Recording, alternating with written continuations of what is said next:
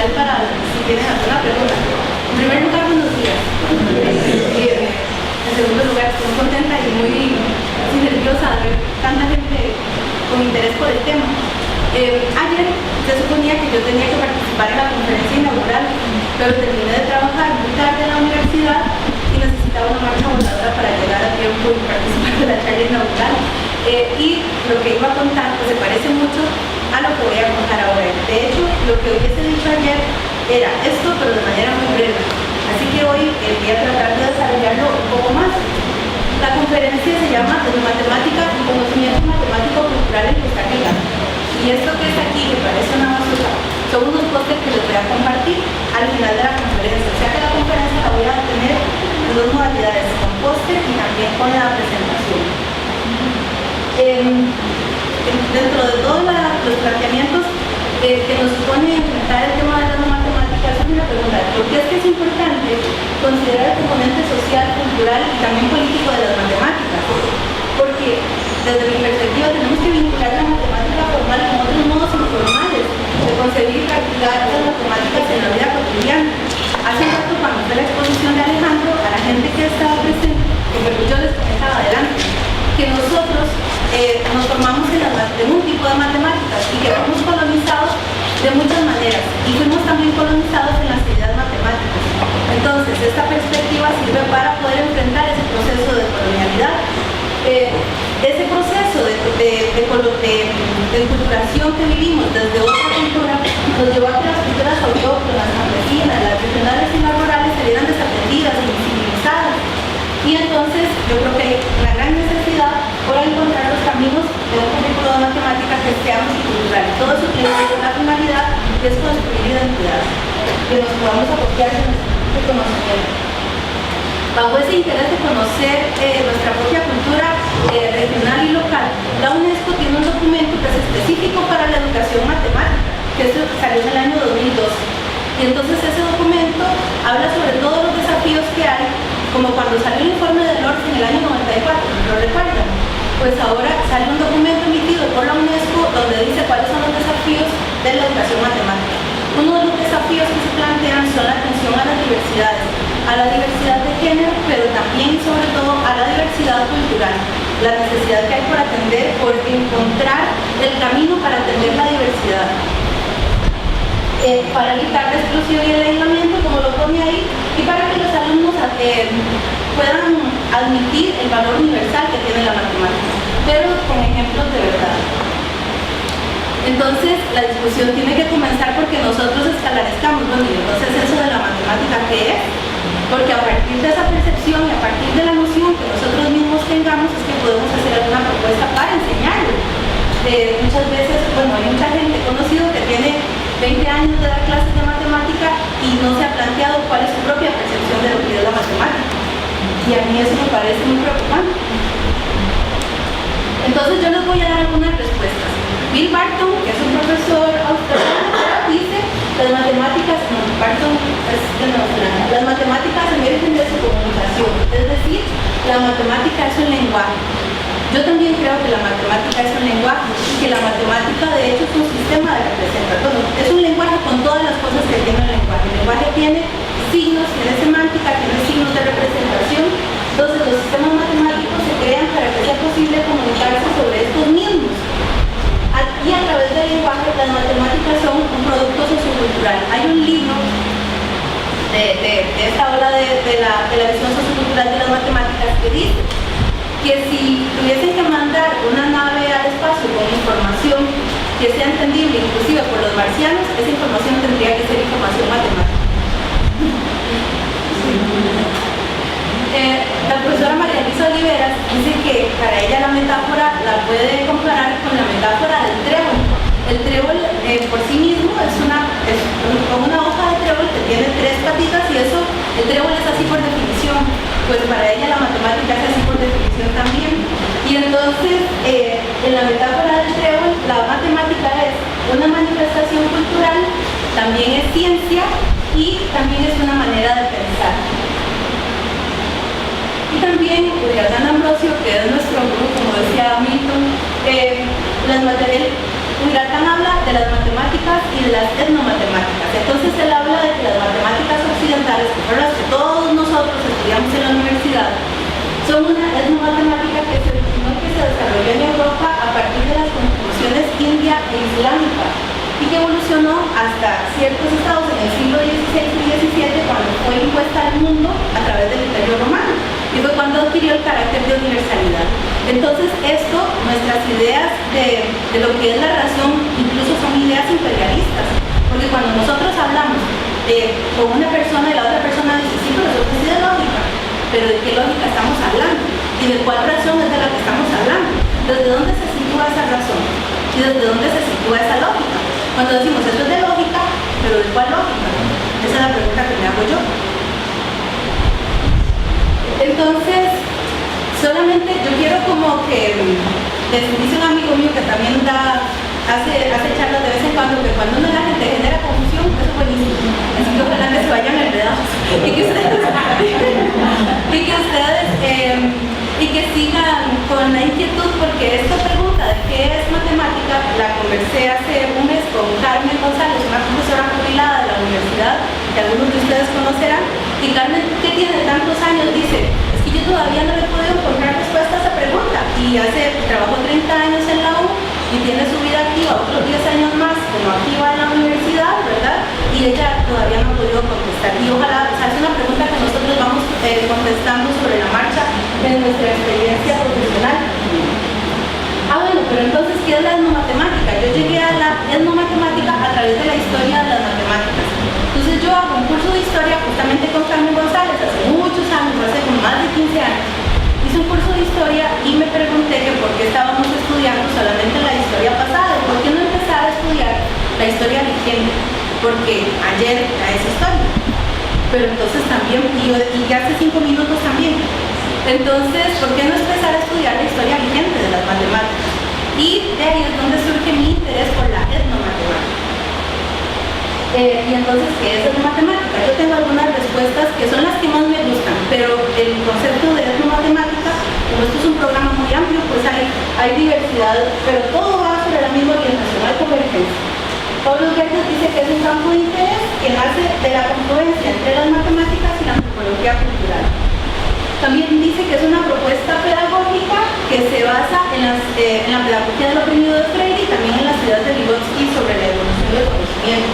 Y también es una teoría del desarrollo cognitivo que tiene mucho que ver con las interacciones con el entorno en el proceso de la construcción del conocimiento. Por otra parte, D'Ambrosio, que es el padre del programa de la matemática, dice que el programa como tal, ¿verdad? Porque el programa de matemática es una cosa muy amplia que abarca un montón de gente, un colectivo de investigadores que trabajamos en esta misma línea y que investigamos la generación, la organización intelectual, social y la difusión de ese tipo de conocimiento, donde se integran muchas ciencias de la cognición, como la matemática en sí misma, pero la epistemología. Nosotros tenemos el interés por entender cómo es que se construye el conocimiento, dónde es que radica el pensamiento matemático en las culturas y en los grupos diferenciados, la historia, la sociología, y lo que hacemos es entender los haceres y los saberes para sobrevivir y también para trascender. La sobrevivencia tiene que ver con el presente, pero la trascendencia tiene que ver con tomar distancia para darme cuenta que sé y que conozco y poder hacer planificaciones para el futuro de mi propio conocimiento. Desde esa perspectiva, entonces, morfológicamente la etnomatemática como palabra tiene 3 partes. La parte etno tiene que ver con el ambiente, con el entorno y con el contexto social, cultural, imaginario, también con los gremios. La parte matema tiene que ver con la cognición, con la metacognición. Entonces es con cómo se organiza el conocimiento, y esa es la parte que tiene que ver con cómo se entiende, cómo se aplica, cómo se lidia con una situación, un problema. Y la parte de las ticas viene del griego, de técnico, y entonces tiene que ver con cómo es que se hace, es con el método, con la técnica para, y la construcción de esa confluencia, de esas 3 raíces es lo que forma la palabra de matemática.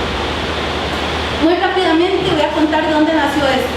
Entonces, el IGME es la conferencia más grande que hay de educación matemática. En el año 85 hubo una discusión, había mucho trabajo andado por diferentes personas, pero en el año 85 invitaron al profesor D'Ambrosio a que diera una conferencia inaugural, y entonces ahí él plantea el programa de no matemática, plantea la necesidad de atender la visión sociocultural de las matemáticas.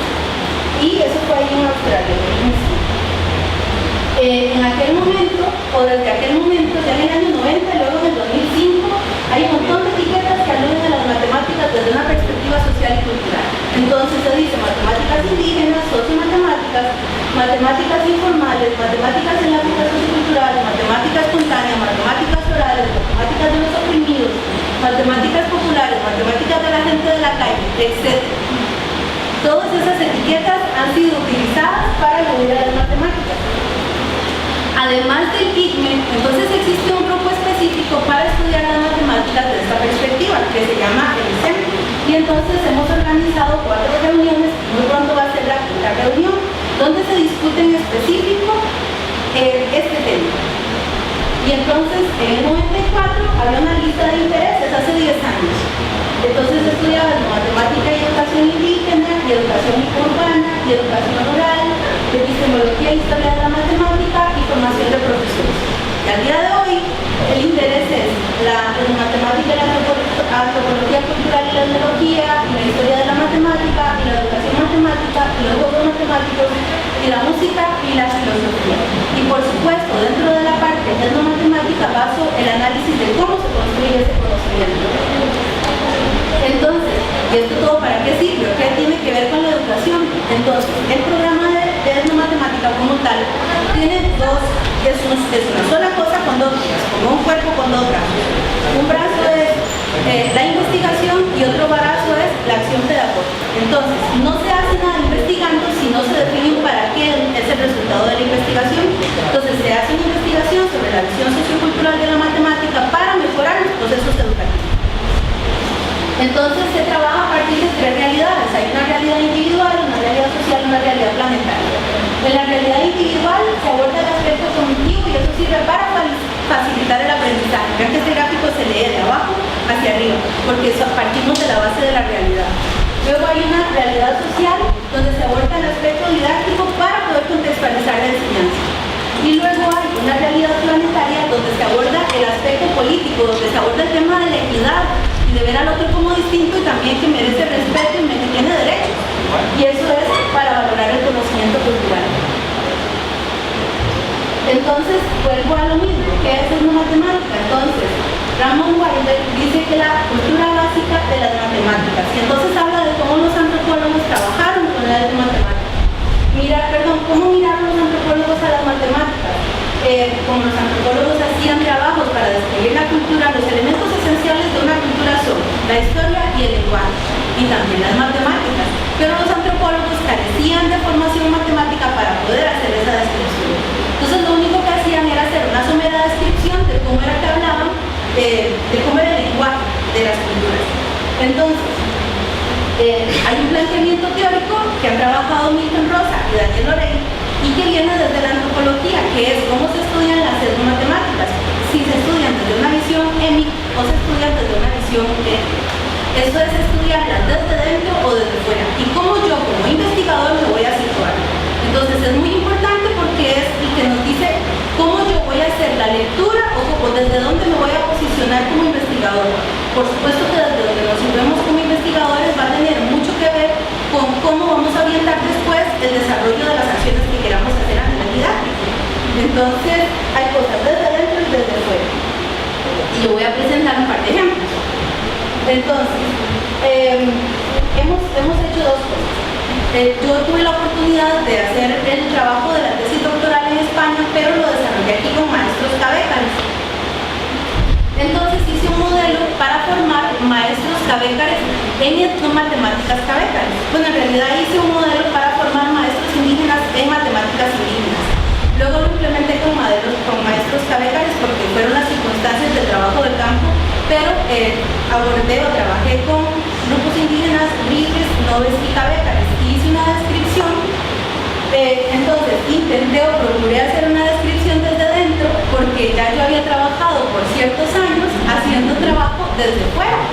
Entonces yo creí que me sentía que era digna, que me sentía lista para hacer un trabajo desde dentro. Porque el trabajo desde dentro es tratar de comprender cómo es que se construye el conocimiento desde la visión de mundo de esa otra cultura. Entonces, que tiene mucho que ver, los que estuvieron en la exposición que Alejandro nos acaba de dar, Alejandro ha presentado una exposición que es una lectura que él hace desde fuera, pero él tiene un montón de conjeturas de lo que él piensa que hicieron desde dentro.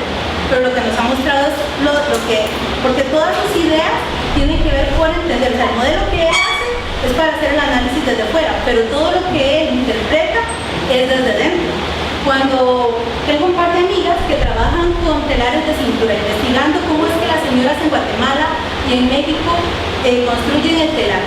Y entonces ellas podrían pensar que la olimbre, que es como una matriz donde se ponen los hilos, que van en horizontal y en vertical, eso es un acomodo. Y podrían entender cómo es que se hace el acomodo de los hilos. Y eso tiene que ver también con una visión desde fuera. Pero desde dentro es cuando ella conversa con la artesana y la artesana le cuenta cómo es que se está imaginando el tejido antes de hacerlo, porque la artesana antes de construir el tejido se lo imagina, y entonces eso que ellas están tratando de plasmar es lo desde dentro. Pues yo trabajé también un poco desde dentro para poder entender cómo era que se construía el conocimiento matemático cultural indígena y después poder hacer una propuesta que fuera pertinente para formar maestros indígenas. Entonces, desde esta perspectiva, yo asumí que la etnomatemática a partir de D'Ambrosio no está entendida como el estudio de las matemáticas de las diversas etnias, sino como el estudio de las distintas maneras de conocer. Y yo partí de ahí, pero me cuestioné y dije, bueno, ¿y cómo es que son las maneras de conocer? Si D'Ambrosio dice que son las distintas maneras de conocer, entonces, ¿cómo es ese conocimiento? Y a partir de ahí, entonces es cuando estudio o trato de caracterizar cómo es que son esas formas de conocer. Y de ahí nace un constructo que es el conocimiento matemático-cultural. Y yo lo que hago es darle atributos a ese conocimiento matemático-cultural. Entonces yo digo, es versátil y es dinámico porque ocurre de formas diversas en momentos diversos. También es holístico y transdisciplinar porque el conocimiento está integrado y quienes tienen el conocimiento lo tienen integrado. Y sirve para la sobrevivencia y para la trascendencia porque tiene que ver con cómo es que se organiza el aprendizaje. Estamos viviendo en el presente y aplicando los aprendizajes del pasado, pero reflexionando sobre el aprendizaje del presente para hacer previsiones para el futuro. Y así es como vivimos nuestra vida. Y entonces aquí esto todo tiene que ver con el centro de la etnomatemática, que tiene que ver con la parte de la cognición, con el matema, que tiene que ver con un ciclo para poder comprender y actuar sobre la realidad, donde intervienen el comportamiento, el conocimiento y la acción. Porque nosotros cuando enfrentamos un fenómeno, resolvemos un problema, estamos asumiendo un comportamiento hacia el problema, aplicamos un conocimiento, se genera una acción y de esa acción hay un proceso reflexivo donde el ciclo vuelve a empezar. Entonces yo elaboré un inventario de objetos culturales que tenían potencial de estudio desde las matemáticas, desde las etnomatemáticas aquí en Costa Rica. Y eso es lo que les voy a contar. Claro, mi interés estaba sobre las etnomatemáticas indígenas, aunque esta conferencia va a trascender de las etnomatemáticas indígenas. Pero les voy a dar un par de ejemplos. En las etnomatemáticas en la vida indígena, entonces dentro de los trabajos que desarrollé, le pregunté a los maestros indígenas de esos tres grupos qué consideraban ellos que tenía que ver con su cultura y también con conocimiento matemático. Entonces ellos me dicen que tiene que ver con el conocimiento del arte, de la agricultura y del mito. Y después me empiezan a explicar por qué. Entonces yo organizo, y fíjense que en las tres culturas se construyen ranchos cónicos. Entonces la casa cónica engloba los tres elementos: agricultura, arte y mito. El cuento de esto da para otras 2 horas de conferencia, o sea, esta gráfica, porque cuando ellos me explican a mí qué tiene que ver el conocimiento matemático ahí, luego no se lo explico, no hice esta actividad con personas porque si lo hubiera hecho con un agricultor o con un artesano, ellos todavía no le tienen valor, todavía no le ven valorización al trabajo que hacen con potencial de estudio de las matemáticas, pero los maestros sí. Entonces, los maestros, después de hacer con ellos una breve, vamos a ver, un repasillo, yo les decía, una breve inducción de lo que era la etnomatemática para poderles hacer esta pregunta. Y entonces ellos empezaron a darme elementos de su cultura donde ellos creían que eso tenía relación con conocimiento matemático cultural. Por ejemplo, el caso de los tejidos, para ellos las casas son tejidas y las cestas también. Y son formas tridimensionales que constituyen sistemas de representación donde se alberga información ancestral. Entonces, los enlaces y las formas de las cestas no son de casualidad, sino que son modelos como los vamos a ver, que son sistemas de representación, como quien ve un quipú, como quien ve el metate que Alejandro nos explicó, o quien ve un códice de los mayas. Entonces, los tejidos en este caso son formas de representación y yo tengo un esquema de construcción de una canasta desde la perspectiva del artesano. Esta canasta tengo que decir que por lo menos tengo registros fotográficos no propios, pero en tres lugares, en Nepal, en Mozambique y en Costa Rica. En España también vi y he visto también en Sudamérica que se construye este tipo de cestas, porque son cestas especiales con 6 puntas donde el triángulo tiene mucho que ver. Hay otra parte que tiene que ver con la etnomatemática en el lenguaje. ¿Por qué presento estos dos ejemplos? Porque hay una parte que tiene que ver con lo tangible, que es lo que es perceptible por los sentidos, y otra parte que es lo intangible. Entonces el lenguaje es intangible, pero es sumamente complejo. A partir de las palabras es que nosotros le mostramos a nosotros cómo es nuestra percepción del mundo y cómo lo entendemos y cómo construimos nuestro conocimiento. Entonces, en esta lámina puedo explicar. Vean, hay dos racimos, un racimo de pejibayes y un racimo de plátanos. Y luego hay pejibayes separados y plátanos también. Pues resulta que en las tres culturas con las que yo trabajé, ellos utilizan clasificadores numerales. Y es que clasifican todo el mundo según tienen un sistema de clases para clasificar el mundo, porque su lógica es una lógica clasificatoria. Entonces, para ellos, cuando llegan los niños a la escuela, ellos podrían sumar, podrían hacer operaciones aritméticas con clases iguales, pero no con clases distintas. Entonces aquí hay un problema didáctico grandísimo. ¿Por qué razón? Porque podrían sumar racimos de pejibayes con racimos de plátanos, pero cuando las frutas se arrancan del racimo, ya los pejibayes pertenecen a la clase redonda y los plátanos pertenecen a la clase alargada, por lo tanto no se pueden sumar. Los maestros que trabajan en comunidades indígenas muchas veces no tienen conciencia de eso, ni quienes elaboran los textos didácticos, y no es de dominio popular, desgraciadamente. Entonces, ¿cuál ha sido mi trabajo? Mi trabajo ha sido difundir esto para que adquiramos más conciencia como docentes y podamos hacer adaptaciones más pertinentes. Ahora les voy a contar cómo cuentan, les voy a dar un ejemplo de cómo se cuenta en Cabeca. Resulta que los cabecares, además, Briviris, Nobes y cabecares tienen una lógica clasificatoria, pero además los cabecares utilizan una metáfora numérica. Ustedes han ido a la feria del agricultor y han pedido, ¿me dan una mano de bananos? Lo han hecho, ¿verdad? Pues es que eso viene de nuestra herencia indígena. Una mano son 5, porque ellos utilizan una metáfora numérica. Entonces cuentan 1, 2, 3, 4, pero para decir 5 dicen sakura, que significa nuestra mano. Entonces aquí abajo dice, hay 16 aguacates. Arriba dice Amolik Sosa Kuramia Toki el Rabo, que es lo mismo en Cabeca. Ahí dice 16. Sakuramia Toki el Rabo es 16 en Cabeca. Entonces vean que 16 en nuestro español es 10 y 6. Los cabecares tienen una base quinaria porque cuentan con la mano, o sea, hacen una descomposición con el número 5. Por lo tanto, 16 es 5 por 3 más 1. Pero resulta que combinan las clases, porque ¿cómo es la mano? ¿A qué clase creen ustedes que pertenezca? No, la mano es plana. Pero como está contando aguacates, y los aguacates ¿cómo son? Redondos. Entonces, dice 3, que es la clase plana, 3 veces la mano, que es 5, y 1, que es redondo. Y entonces todos los sistemas en Cabeca hacen esa construcción. O sea, que utilizan el sistema clasificatorio, pero además combinan las clases, lo cual hace que su lógica sea mucho más compleja. Y tampoco se tiene eso en cuenta a la hora de enseñar en las escuelas Cabeca. Entonces, qué difícil. Claro, y el de los nombres te dice Simán, imagínense. Bueno, entonces aquí hay algunos enigmas mucho de entender. Ellos utilizan, en el caso de los cabécares, estoy solamente centrada en la parte cabécara. Hay mucho más información si nos metemos a los otros grupos. Pero entonces tenemos la metáfora numérica cabécar y lo alargado, los planos, los redondos, los racimos y los atados y paquetes. Que entonces vamos a hacer nosotros para mejorar el entorno escolar. Este es un trabajo desde dentro. Ahora les enseño un trabajo desde afuera. Estoy trabajando con un profe chileno.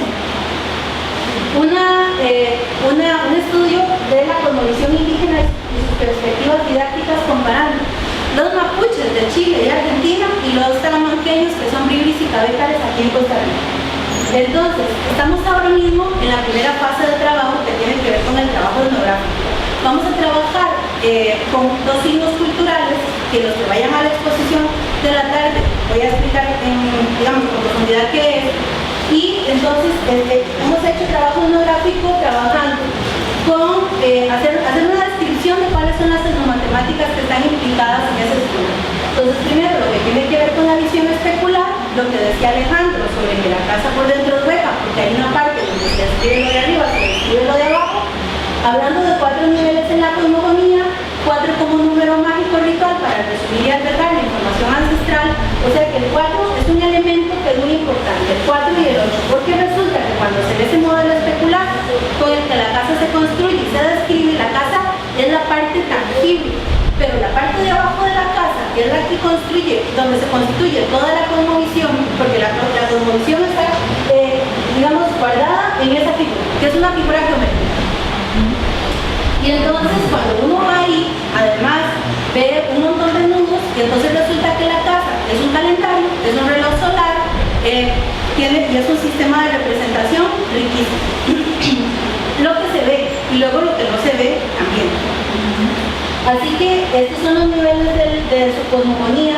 Y en los talamanqueños vamos a analizar la casa cónica, y en los grupos mapuches vamos a analizar el cultrún, que es un elemento muy importante de su cultura. El cultrún es un tambor que toca una sacerdotisa que se llama la machi para las ceremonias tradicionales de la cultura.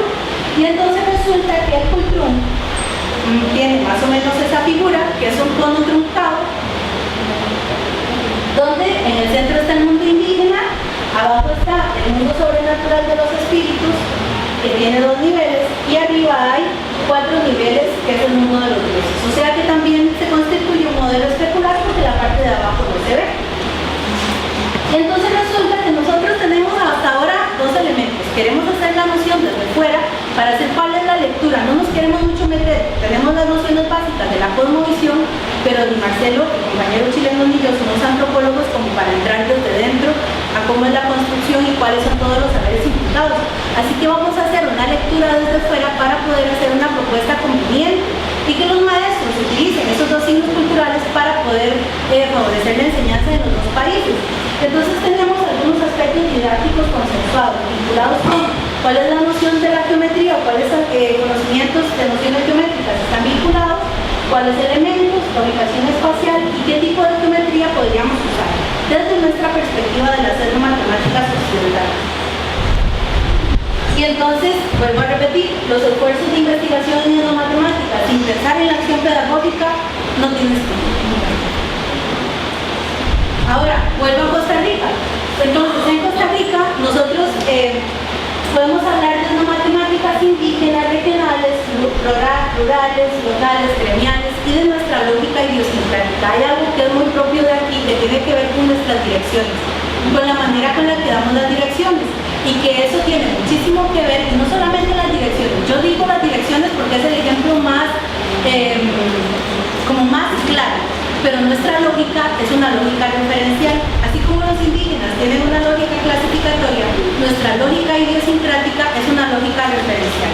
Yo, por ejemplo, soy la hija de la maestra, no soy Marilena, y mi casa está 200 metros al sur y 50 metros al este de la municipalidad.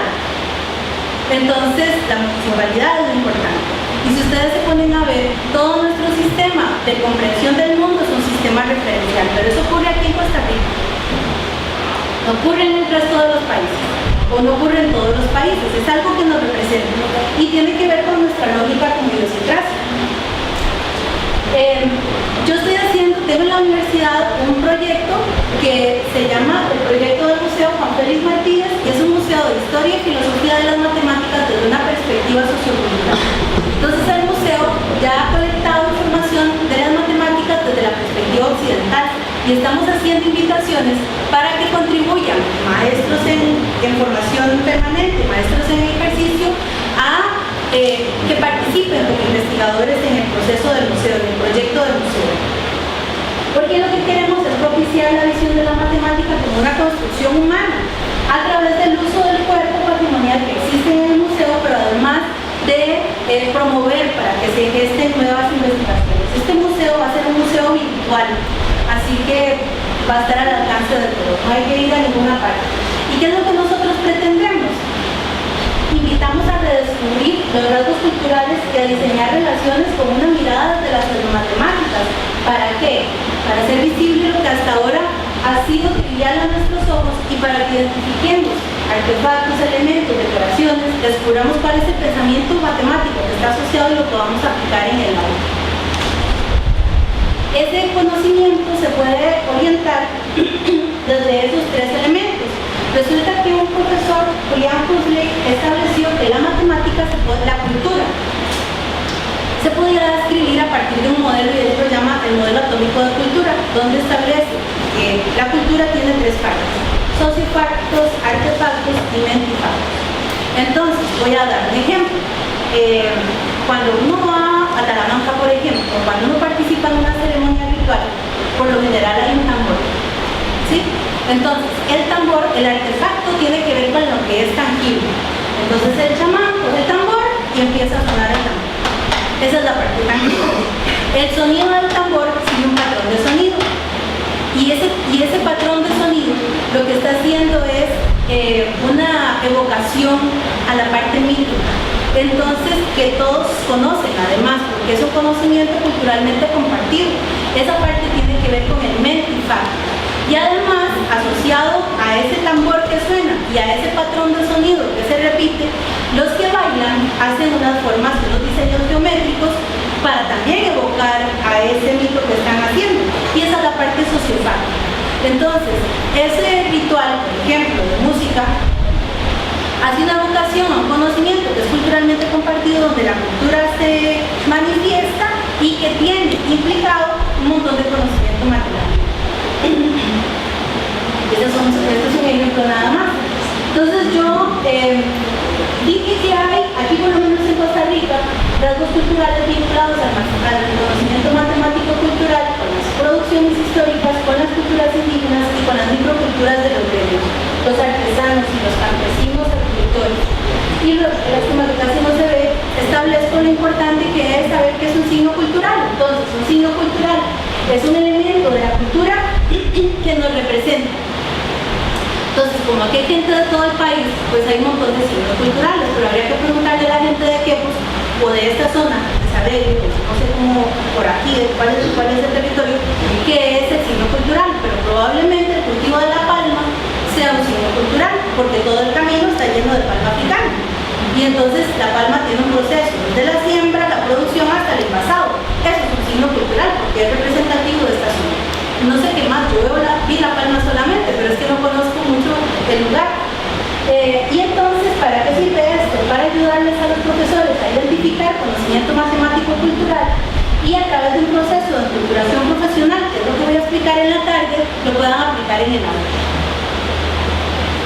Ahora, yo hice un barrido de algunos signos culturales que agregan conocimiento matemático-cultural en Costa Rica.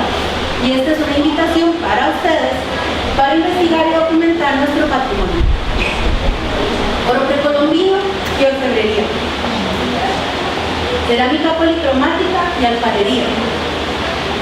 Metates, mesas y sillos de piedra, que ya Alejandro tiene una contribución porque hace un rato tuvimos una exposición muy completa de las matemáticas implicadas en un metate precolombino. La gastronomía del maíz, tortillas, tamales, bizcochos, pero luego está la gastronomía del Caribe, que es con coco. Entonces se utiliza otra.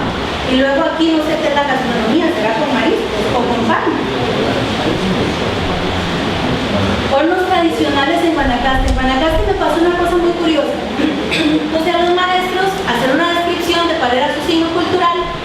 yo no sabía nada de hornos, pero los maestros sí.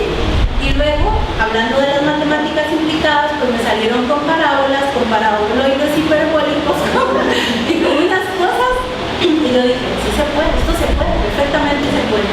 Porque es hacer una lectura de un objeto que está en nuestro entorno desde la perspectiva matemática. Luego el tema de la cosmovisión, fíjense que esos son los vestidos que utilizan las indígenas nuestras. Si uno sigue la carretera de la costanera, pues llega a la casona y llega a toda la zona donde están los Nove Buglé y los Noves, que son de por aquí cerquita.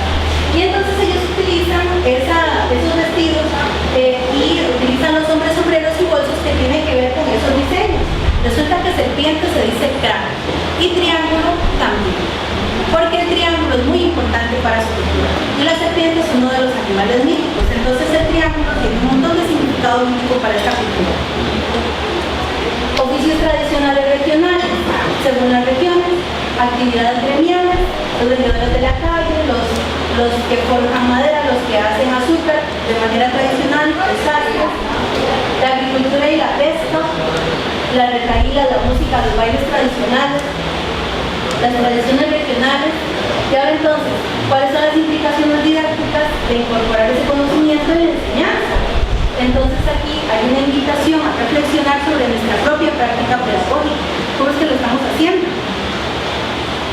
Entonces hay un montón de desafíos. ¿Se acuerdan de la lámina de la UNESCO que hablaba sobre la atención a la diversidad como un desafío? Pues nosotros tenemos un montón de elementos a considerar desde la perspectiva de la cultura y otros elementos a considerar desde las matemáticas. Y la pregunta que nos tenemos que hacer es, ¿cuáles son las matemáticas que tenemos que ver? ¿Qué matemáticas tenemos que enseñar? ¿Y cómo podemos incorporar, implementar ese conocimiento matemático-cultural en ese proceso de enseñanza y aprendizaje? Entonces, más en la tarde yo voy a continuar con un poco más de profundidad en esto. Pero en Costa Rica, ¿qué podemos hacer? En el currículum, incorporar elementos en el entorno puede ser un factor motivacional en el aprendizaje, puede favorecer nuestra competencia para planificar las clases, podemos incorporar esos componentes socioculturales en la malla cultural, pero de verdad. O sea, a nosotros nos dicen que trabajamos con temas transversales y hay que ponerlo. Uno lo pone en el planeamiento porque lo tiene que poner, pero de ahí a aplicarlo hay un abismo. De ahí a aplicarlo en la clase hay un abismo. Y favorece esto el dominio afectivo, o sea que el dominio, la afectividad que sienten los estudiantes hacia la matemática cambia. Por incorporarlos en nuestras vidas, pues adquirimos autonomía cultural, porque uno si entiende bien al otro, se afianza mucho en lo que uno hace.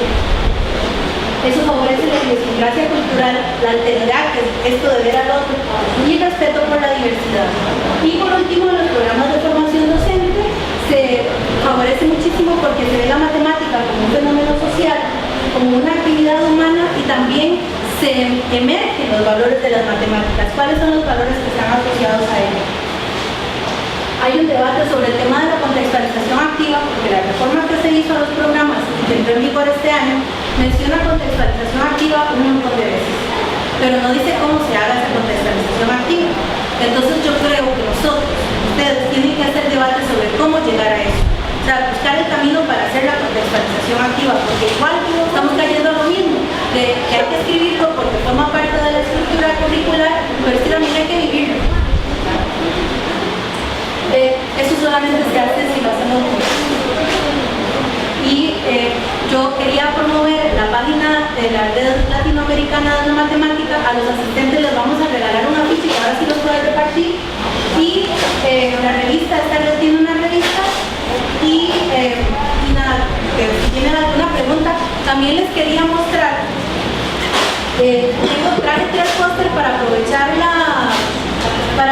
ustedes me ayudan a estirar. Si tienen alguna pregunta, pues me la pueden hacer ahora y les voy a enseñar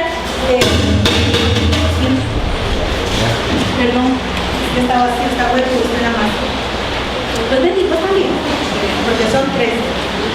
Estos son pósteres que llevo a congresos y entonces voy a darles a ustedes el beneficio de la, ¿cómo se llama esto? Cuando se canta una canción por primera vez, ¿cómo se llama? La primicia, les voy a dar la primicia. Entonces, este es uno, pero está bien. Este es otro. Eso es lo que estoy exhibiendo, lo que estoy trabajando desde matemática. Entonces, es una manera gráfica de representar. Este, por ejemplo, participó en Argentina el año pasado y entonces tiene que ver con un trabajo que hago con una compañera italiana, en el que nosotros hacemos la diferenciación entre las matemáticas que están implícitas en las prácticas culturales y las matemáticas que están implícitas en la forma de conocer. Entonces, aquí tenemos una serie de autores que están involucrados, donde está Juan y Rosa también, y cómo nosotros hacemos la lectura desde los hallazgos que yo tengo de investigación, vinculado con las matemáticas en las prácticas culturales, pero también las matemáticas como forma de conocer. Este otro trabajo tiene que ver con la espiral etnográfica, que es el modelo de investigación que yo he utilizado para poder trabajar, porque el trabajo, la parte etnomatemática utiliza un modelo de investigación etnológico.